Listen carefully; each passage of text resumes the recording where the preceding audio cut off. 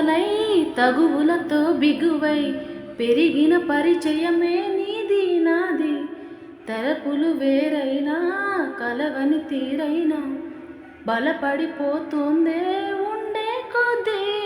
లోయలోకి పడిపోతున్నట్టు ఆకాశం పైకి వెళ్తున్నట్టు తారలన్నీ తారసపడినట్టు అనిపిస్తుంది.